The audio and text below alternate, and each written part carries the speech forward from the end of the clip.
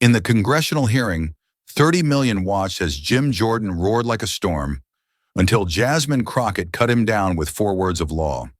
The chamber cracked, his face drained white, and silence hit harder than any gavel. What secret could flip a 17-year reign into 5 seconds of fear? In the next few seconds, you will witness the truth that they never wanted the public to know. The red tally lights blinked alive like sniper dots. The word "Lev" slashed across millions of screens in bold red. For the country watching, this was supposed to be another Jim Jordan show. Loud, fiery, unstoppable. Inside the chamber, it felt less like a hearing and more like a boxing ring. Jordan leaned forward, his yellow tie hanging loose, shirt sleeves rolled like he was ready for a fight. His voice cracked through the silence, sharp and rapid. He fired off amendments and case names the way a coach barks orders, one after another, daring anyone to challenge him. Every phrase hit the marble walls and echoed back like a hammer on steel.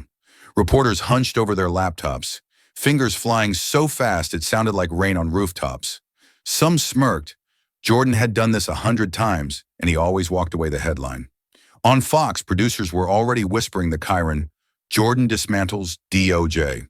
It was scripted, predictable, like a rerun. But down the row, Jasmine Crockett broke the rhythm. Not with noise, with stillness. She sat perfectly composed, a thick folder bristling with colored tabs resting under her palm. Her other hand tapped a pen on the desk, slow and steady, tick, tick, tick, like a clock counting down to impact. Her eyes never left him. She didn't scribble notes, didn't whisper to staff. She just stared, calm and cold, the way a surgeon studies a pulse before cutting. And that silence, the way she refused to match his thunder, started to change the air. Viewers at home might not have noticed it yet, but in the room people felt it. His shouting grew louder, but her stillness grew heavier. It pressed in on him, a weight he hadn't expected. The reporters typing furiously began to slow. A few glanced at her, then back at him. Something was off.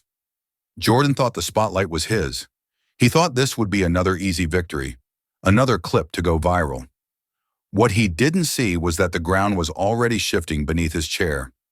Jordan's voice rolled on, sharp and unrelenting, filling every corner of the chamber. He was in his element, stacking one amendment over another like bricks in a wall, daring anyone to pull them apart. The sound bounced off the marble walls, hard and metallic, the kind of noise meant to crush opposition before it could breathe. But across from him, Jasmine Crockett sat unmoved. No frown, no twitch of unease. She leaned slightly forward, jotting quick notes, her pen scratching with precision, her eyes locked on him like a sniper waiting for the perfect line of sight. Every stroke of her pen was calm, but her gaze promised something coming. The reporters began to sense it. Fingers slowed on keyboards, glances shifted toward her end of the table. There was something magnetic in the way she held still, as if silence itself had become its own weapon. Jordan's thunder grew louder, yet against her quiet presence, it sounded less like dominance and more like desperation. He leaned harder on his words, accusing the Justice Department of shredding the Constitution. He spit out references to the First, Fourth, Fifth, even the 14th Amendments, his voice rising with each count. To his base, it was red meat. To the chamber, it was spectacle. To Jasmine, it was weakness disguised as fire. She didn't flinch. She let him pile one claim on top of another, her pen keeping rhythm with his fury. Tick, scratch, pause. Her stillness drew more attention than his rage, her composure more piercing than his noise. For those watching closely, the balance of power was already shifting. And then Jordan slammed his final point onto the record. His voice shook with triumph as he declared that the DOJ had broken the very foundations of American freedom. He paused, chest heaving, sweat shining under the bright lights, waiting for applause that never came. The silence that followed was heavy, electric, the kind that makes a room forget to breathe. Jasmine looked up from her notes, calm as stone. Her pen stopped tapping. Her eyes sharpened. The moment he finished, the air belonged to her. Jasmine finally leaned forward. Her fingers brushed the microphone, and the soft click echoed like a gun cocking. The room froze. Then her voice cut through the chamber, sharp, clear, and deliberate. "Mr. Jordan, what year was Brandenburg verse? Ohio decided? The question hit like a stone dropped in still water. Jordan blinked, his rhythm broken for the first time all morning. He stuttered, eyes darting toward his counsel, then forced out the year. It was correct, but his hesitation spoke louder than his answer. Jasmine's lips curved into the faintest smile. She lifted her pen, tapped it once, then slid a paper from her folder. Her voice stayed calm, almost surgical. You left something out, Mr. Jordan. 4 words, and is likely to. The impact was instant. Reporters gasped and reached for their phones. Staffers leaned forward in their seats. Even the marble walls seemed to tighten as the weight of those 4 missing words sank in. What Jordan had sold as certainty now sounded hollow. Jordan shifted in his chair. His trademark red flush drained pale under the lights. He opened his mouth to counter, but the moment was gone. The silence swallowed his roar, leaving only Crockett's precision hanging in the air. The cameras zoomed in, capturing every twitch on his face, every beat of sweat. Millions watching at home could see it too.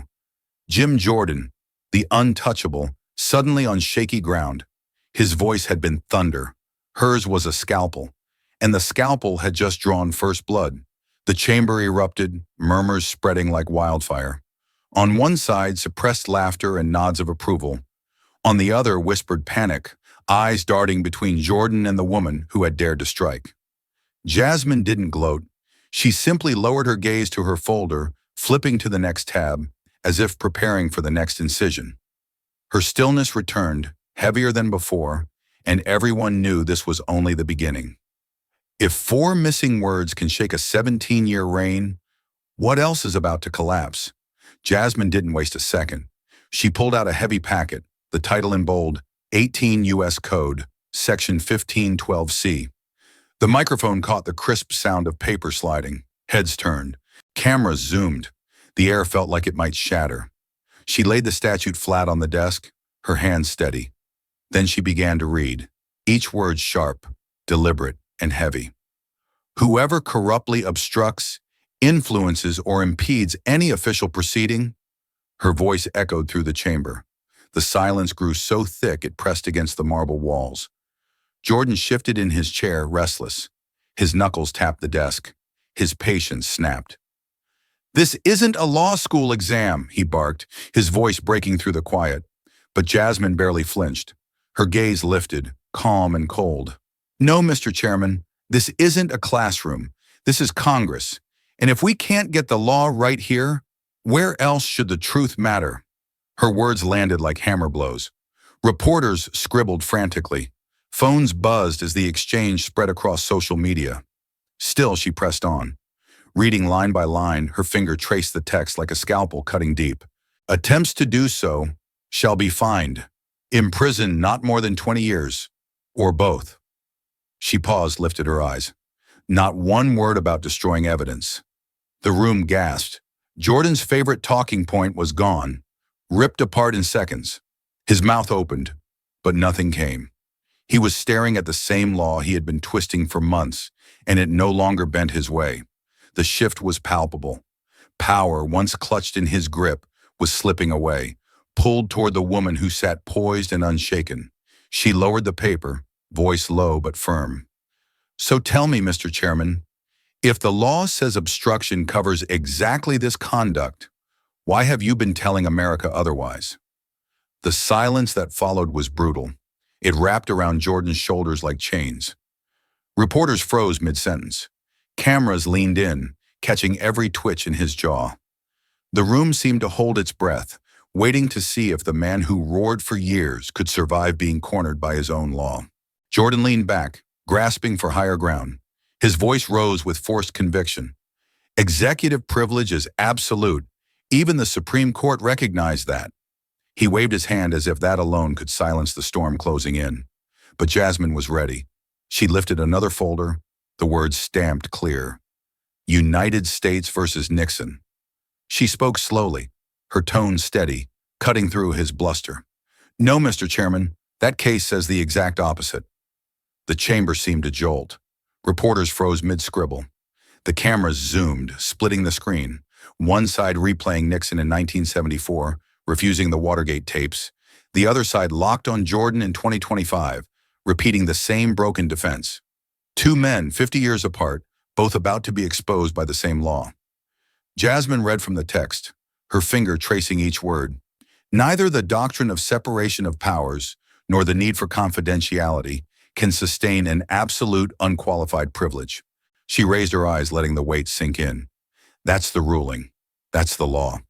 Jordan's face flushed crimson. He tried to interrupt. You're twisting the meaning, but his voice cracked, his tone brittle. Jasmine didn't give him an inch. Mr. Chairman, these are the court's own words. The Nixon case forced a sitting president to hand over evidence, and you're using it to claim the opposite? The gallery erupted in whispers. Some gasped. Others shook their heads in disbelief. The image of Nixon's fall hung in the air like a ghost, now tied directly to Jordan's defense. History wasn't just repeating itself, it was dragging him down in real time. Jordan fumbled with his papers, flipping through notes, looking for a lifeline that wasn't there. His counsel leaned in, whispering frantically, but the microphones picked up the panic in their hushed tones. The longer the silence stretched, the more he seemed cornered. Jasmine closed the folder with a sharp snap. She leaned closer to the mic, her voice low but searing. If the court didn't protect Nixon at the height of his power, why would it protect lies in this committee today? The split screen lingered, Nixon's grim face on one side, Jordan's unraveling expression on the other. 2 moments locked together, one remembered, one unfolding before millions. And the question hanging in every viewer's mind was whether Jordan, like Nixon, had just written his own downfall. The silence didn't last long. Reporters' fingers flew across keyboards, screens lighting up with a single hashtag, Crockett corrects. Within minutes it was trending, climbing faster than breaking news alerts. Phones buzzed across the chamber as staffers read the tidal wave of reactions pouring in from the outside world. The split-screen replay of Nixon and Jordan had struck a nerve. On one side of the horseshoe table, Democratic members exchanged glances, their faces hiding smirks that threatened to surface. On the other side, Republicans shifted uncomfortably, eyes cast down, whispers darting back and forth like sparks in dry grass. Jordan gripped his microphone until his knuckles whitened. His trademark flush spread across his cheeks, deeper than before. For years, his voice had been his weapon, a bulldozer no one dared to stop. But now, with every second of silence, that weapon looked duller, blunted by the calm precision of Jasmine's words. In the gallery, journalists mouthed disbelief to each other. Phones captured every twitch of Jordan's face, the tremor in his jaw, the way he shifted in his seat like a man trying to escape his own shadow. Outside, on Twitter, Instagram, and TikTok, millions dissected the moment. Clips of Jasmine quoting Nixon's own downfall played side by side with Jordan's stammering defense. The comments were ruthless. 17 years of shouting undone in 17 seconds. Jordan tried to steady himself, leaning toward his counsel, but the cameras caught it all. He wasn't leading anymore. He was searching, desperate for someone to hand him back control. Across the aisle, Jasmine sat motionless, eyes fixed ahead, her folder still resting on the table like a weapon waiting for its next strike. The tension was electric. Every cough, every shuffle in the chamber felt amplified. Even C-SPAN's feed lingered too long on Jordan's face, his discomfort broadcast to millions of living rooms, bars, and break rooms across America. The man once untouchable was suddenly human, flawed, rattled, vulnerable. And Jasmine didn't need to say another word. The damage was already done. The law had spoken, history had echoed, and the public was watching the cracks spread across his armor in real time. If even history itself turns against him, how long can Jordan's armor hold? Jasmine turned another page in her folder, her voice steady, her eyes locked on Jordan. Mr. Chairman, earlier you cited Thompson versus Louisiana. She let the words hang, sharp and deliberate. Then came the pause, so heavy it pressed into every corner of the room. Reporters froze mid-note. Fingers hovered above keyboards. The silence was broken only by the hum of cameras, all tilting in unison toward her. She reached under the desk and lifted a thick, black-bound volume, United States Reports. The book thudded onto the table, its weight echoing louder than a gavel. Her hand slid across the cover, then flipped to the section Jordan had claimed. Page after page turned. The microphones caught the crisp flutter of paper. Jasmine spoke, her tone calm but cutting.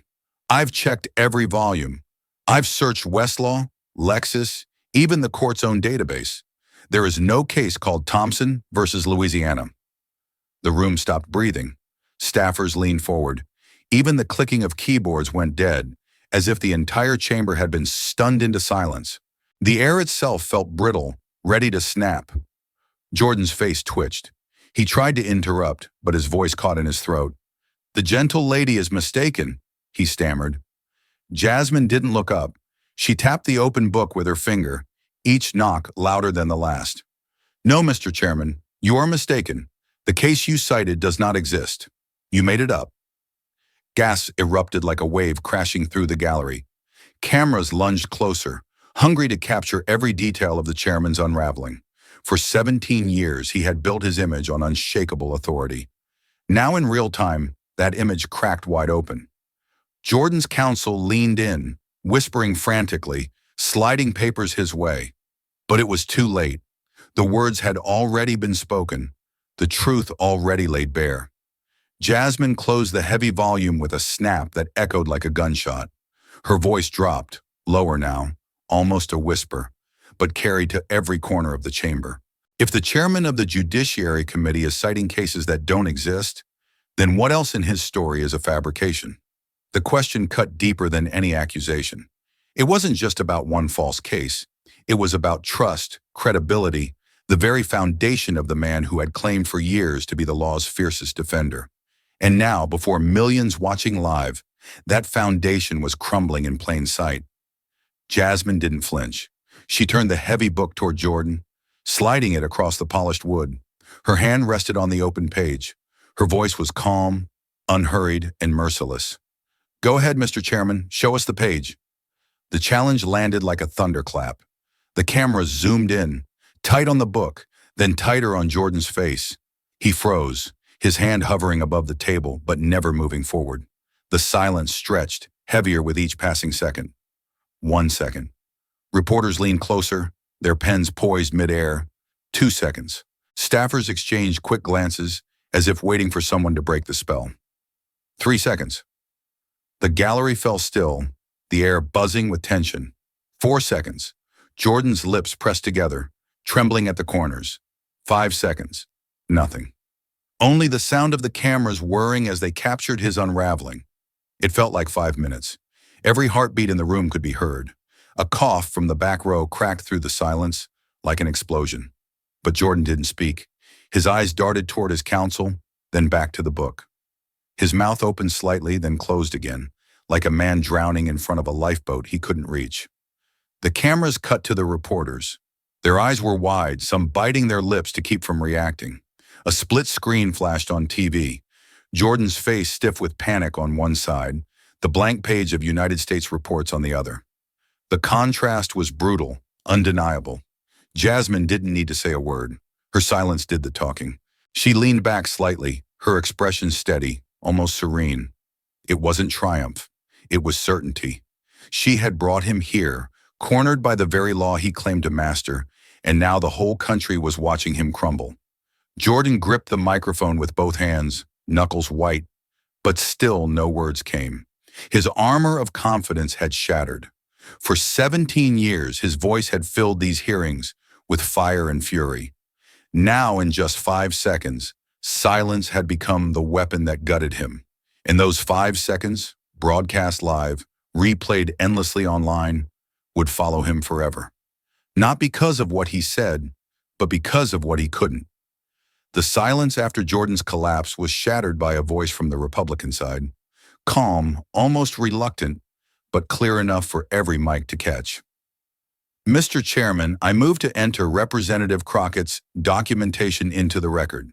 It came from Ken Buck, a Republican, one of Jordan's own. The chamber erupted. Staffers whipped their heads toward each other. Reporters' jaws dropped. For years, Jordan had commanded absolute loyalty inside this committee. Now a crack had opened, and it came from within his own ranks. Before Jordan could even respond, another voice chimed in. "Seconded." It was Nancy Mace. The words hit like dynamite. Gasps echoed off the marble walls. Two Republicans had just sided with Jasmine, in public, on live television. The moment was irreversible. Jordan slammed his gavel, desperate to regain control. "Out of order!" he barked. His face glowed crimson under the lights. But the noise in the chamber drowned him out. The clerk, bound by procedure, repeated the motion, and hands went up. Every Democrat. And then, two Republicans still raised high. The tally was undeniable. The motion carried. Jasmine's documentation, every page, every receipt, officially entered into the congressional record. No longer her private arsenal. Now the nation's evidence. The room buzzed like a live wire. Reporters bolted for the exits to file their breaking stories. Phones lit up, headlines blasting across screens. Jordan exposed. On Twitter, hashtags exploded. Crockett corrects, Jordan exposed, law over lies. The feed scrolled so fast no one could keep up. Outside the chamber, in living rooms, in diners, in veterans' halls, people clapped at their screens. The impossible had just happened. Jim Jordan, the man who bulldozed every challenge for nearly 2 decades, had been betrayed by his own side. Jordan's hands trembled as he gripped the microphone. His voice cracked with rage, but it no longer mattered. The cameras weren't on him anymore. They were locked on Jasmine, still calm, still composed, her folder closed neatly on the desk. The victor didn't need to gloat. The evidence spoke louder than any speech. The fracture was complete. A fortress once thought impenetrable had shown its first collapse from within. And every viewer knew once allies break ranks, the walls never hold the same again. If even his allies step back, what fortress can Jordan still lean on? Jasmine waited for the noise to settle. Her hands rested lightly on her folder, her voice calm but edged with steel. "Mr. Jordan, you've spent years lecturing this body about the Constitution. So let me ask you, have you ever actually practiced law? Have you ever even taken the bar exam?" The words sliced through the air like a blade. For a moment, no one moved. Reporters froze mid-keystroke, their eyes darting up in unison. The cameras zoomed tight on Jordan's face, catching every twitch, every bead of sweat forming under the lights. Jordan shifted in his chair, buying seconds he didn't have. His jaw clenched, his throat worked, but his voice caught. For the first time in memory, the man who roared nonstop was silent. 5 seconds ticked by, stretching like 5 minutes. The silence itself was louder than any outburst. Finally, he muttered, "I have a law degree." His tone was brittle, stripped of fire. Jasmine's eyes didn't flinch. She leaned closer to the mic, her words slow, deliberate, merciless. "Yes, from Capital University Law School, but you never took the bar exam, did you?" The chamber gasped, audible, raw. It was the sound of an illusion shattering in real time. Reporters glanced at each other, disbelief written on their faces. For years, Jordan had styled himself as the legal bulldog of Congress. Now the truth stood naked before millions watching live. He had never practiced, never argued a case, never even qualified to step into a courtroom as a lawyer. Jordan's face flushed deep red. His hand gripped the microphone as if holding it tighter would stop the unraveling. His counsel leaned in, whispering, but the cameras caught the panic in their huddle. Jasmine stayed perfectly still, her calm only sharpening the contrast. Then she pressed harder. "You see, Mr. Chairman, I practiced law for 15 years. I stood in courtrooms. I represented real people, families, workers, veterans, whose lives depended on me knowing the law. When I cited a statute, it could decide whether someone went home to their children or went to prison. When I quoted a case, it determined justice. Can you say the same?" The silence that followed was brutal. Democrats leaned forward, hanging on every word. Even a few Republicans stared at the floor, avoiding eye contact. The cameras caught it all. Jordan's lips pressed thin, his fingers trembling against the desk. In that instant, the mask slipped. The myth of Jim Jordan, legal powerhouse, collapsed, and the entire country saw the truth. His authority was never built on law, only on volume, and volume had finally failed him. Jasmine didn't let the silence fade. She leaned forward, her voice low but steady, cutting through the chamber like a blade. Mr. Jordan, it's not just this committee you've misled. It's the people. You've gone on television, you've sent letters, you've told January 6 defendants they had rights the law never gave them. The words landed heavy. Jordan shifted in his chair, his lips pressed tight. Cameras zoomed in, capturing the unease in his eyes. For years, he had framed himself as a champion of those facing trial. Now, live on national television, that image was being torn apart. Jasmine's tone sharpened, her finger tapping the desk for emphasis. You told them every single defendant was entitled to a jury trial, but 40% face misdemeanors, charges carrying less than 6 months, and the law's clear, no jury trial required. She paused, letting the weight of her words sink in. You gave them false hope. A gasp rippled through the gallery. Reporters scribbled furiously, their pens almost tearing through paper. Jordan leaned toward his counsel, but Jasmine wasn't finished. She pressed harder, her voice rising just enough to echo. False hope, Mr.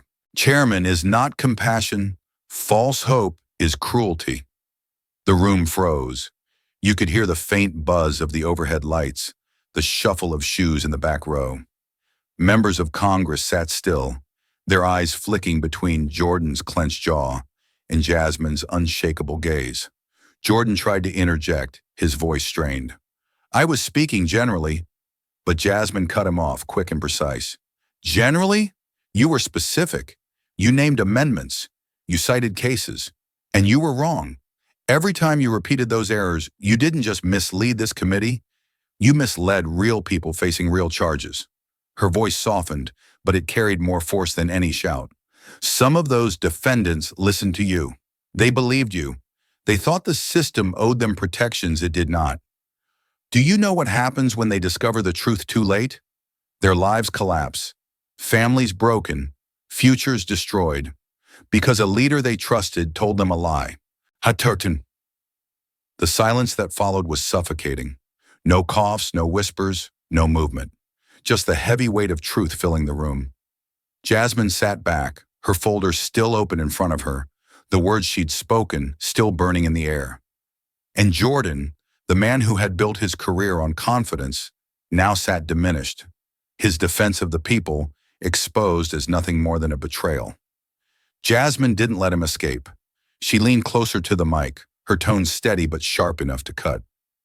Mr. Jordan, after all the false claims, after misleading defendants in this entire country, will you apologize to the American people? The question rang out like a bell, clear, final, the kind of question that doesn't leave room to hide. Reporters lifted their heads in unison, cameras zeroing in. Every lens caught Jordan's face as it stiffened, his lips pressed thin, his eyes darting toward his counsel for rescue that would never come. The silence grew thick, unbearable. 1 second, 2 seconds. He shifted in his chair, gripping the microphone, but no sound followed. For the first time, the bulldog of Congress was speechless. The same man who prided himself on never backing down sat frozen before millions, a single unanswered question hanging over him like a verdict. Jasmine didn't flinch. Her eyes stayed locked on his. Her voice cut in again, quieter but sharper. You built your reputation on shouting others down, but now the law has spoken. The facts have spoken, and you have nothing left to say? Gasps and murmurs swelled through the chamber, spilling from the gallery like a wave. Members shifted uneasily, some averting their gaze. Even on his own side of the aisle, the discomfort was plain. It wasn't just a political defeat. It was humiliation broadcast live, minute by minute, with no way to spin it. Then the witness, who had sat nearly forgotten at the table, spoke up. The Deputy Attorney General leaned into his mic, his voice steady but heavy with meaning. Representative Crockett, thank you for clarifying the law. Our work has been twisted for months, and your accuracy is refreshing. His words weren't long, but they landed like a dagger. A Justice Department official, thanking Jasmine in the very hearing Jordan had staged to attack them. Jordan's face flushed deep crimson. His hand trembled as he adjusted his tie, his eyes cast down. The cameras caught everything. He had no words, no defense, only the silence of a man cornered by truth. The chamber buzzed with energy, but Jasmine stayed composed, her presence commanding the room. She had done what no one else had dared, forced Jim Jordan to confront his own lies. When truth demands an answer, can silence save the guilty? The clip didn't just air, it detonated. Within hours, CNN cut into regular programming, running the showdown on repeat. Fox struggled to spin it, replaying Jordan's silence with awkward edits. By nightfall, the moment was everywhere, on every screen, unstoppable. Memes flooded the internet. Jordan's frozen face was pasted onto sinking ships, cracked statues, even silent movie posters. The caption was always the same: when the law finally calls your bluff. Twitter, TikTok, Facebook, each platform burned with it. The hashtag Crockett Corrects hit #1, climbing faster than a breaking news scandal. In bars across Ohio, regulars shook their heads as the clip replayed above the counter. 17 years undone in 5 seconds, one man muttered into his beer. In living rooms from Georgia to Michigan, families watched Jasmine's calm dismantling with wide eyes. College law students huddled around laptops, grinning as if they had just seen history crack open. Even classrooms joined in. A professor paused mid-lecture, played the clip, then told his students, "That's how law works in real life. Facts beat theater."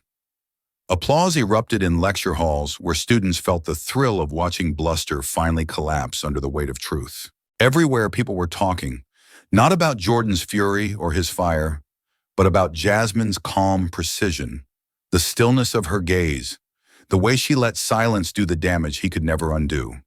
It wasn't just politics anymore. It was a cultural moment, a reckoning. And Jordan? He couldn't escape it. Every channel, every phone, every scroll of a screen carried the same haunting image. A man who built his career on shouting, left mute when the truth stared him down. The more he fought back, the faster the clip spread, like water slipping through desperate hands. By the end of the week, one thing was clear. This wasn't just a hearing. It was a turning point, a reminder to millions that in a world full of noise, sometimes the sharpest weapon is silence wrapped in fact. The fallout didn't stop at memes. It spilled into the halls of Congress. Days after the hearing, a resolution hit the floor. Mandatory legal training for every member of the Judiciary Committee. At first, it sounded impossible, but then the shock came. A handful of Republicans signed on. The cameras caught it. The moment pens touched paper, Ken Buck, Nancy Mace, others followed. The same party that once cheered Jordan's fire now backed a reform born from his collapse. It wasn't partisan anymore. It was survival, an acknowledgement that the law had to mean something again. Reporters gave it a name. Headlines blared across front pages. The Crockett Standard. Editorial boards explained it with a simple line. Never again could a lawmaker twist statutes or invent cases without being fact-checked in real time by peers who actually knew the law. The public felt the shift. For years, hearings had been dismissed as theater. But Jasmine's precision, her refusal to bend facts, reminded people of something deeper, that Congress was supposed to guard truth, not manufacture it. Polls showed trust creeping upward. Voters in Ohio, Texas, and beyond told reporters they wanted more like her, less like him. In town halls, constituents asked their representatives, "Have you read the law? Do you understand it? Or are you just talking?" It was a ripple effect, spreading outward from one televised clash into kitchens, classrooms, and courtrooms. Jasmine didn't boast. She called it basic accountability. But the phrase didn't stick. What stuck was the standard, her standard. Universities began citing it in lectures. Bar associations praised it in statements. Journalists measured every future claim against it. "Does it pass the Crockett test?" became a phrase heard on cable panels and in late-night monologues. And for the first time in years, Americans watching from the outside felt a spark of hope. Not because politics had changed overnight, but because one voice had proved the noise could be broken. Truth, when spoken clearly and backed by fact, could still cut through. The Crockett Standard wasn't just reform, it was the start of a new expectation. Jasmine didn't raise her voice. She didn't need to. She simply rested her hand on the thick folder that had carried her through the storm, her fingers firm against its cover. Then she leaned into the mic, her words slow, deliberate, and heavy as stone. The law is not a political prop. It is the foundation of democracy. The room froze. Reporters lowered their pens. Members who had whispered and shifted in their seats now sat still, caught in the gravity of the moment. The cameras pushed in close, capturing the steadiness in her eyes, the resolve in her face, the quiet power of someone who knew exactly what she had done. For a long moment, no one spoke. Even Jordan, usually ready to roar, sat silent, his grip on the desk slack, his once unshakable presence reduced to shadows. The silence wasn't weakness anymore. It was hers. Jasmine owned it, and millions watching at home could feel it. The camera lingered on her hand pressing the folder, the same hand that had flipped through cases, statutes, and evidence. Every page had been a weapon, but now it was simply a reminder. The truth wasn't flashy, it was steady, and it endured long after the noise had burned out. Slowly the screen began to fade, the marble chamber dissolving into darkness. Her final words echoed over the black screen, carried not as a soundbite, but as a challenge. She wasn't speaking only to Congress anymore. She was speaking to the people watching in their living rooms, in bars, in classrooms, in break rooms across America. Her voice lingered, calm, certain. The law belongs to all of us, and when we honor it, we honor each other. Then silence, total and absolute. Only the question remained, sharper than any gavel strike, impossible to ignore. When your moment comes, will you stand for what is true? If this story moved you, don't just scroll, like, share, and subscribe. The next chapter is already here, and your voice belongs in it. What moment will you remember? Tell us below. This dramatized story is drawn from real events and public figures. The characters and dialogue are fictionalized for commentary, education, and inspiration. Thanks for watching. Truth isn't over. It's just waiting for someone to hear it.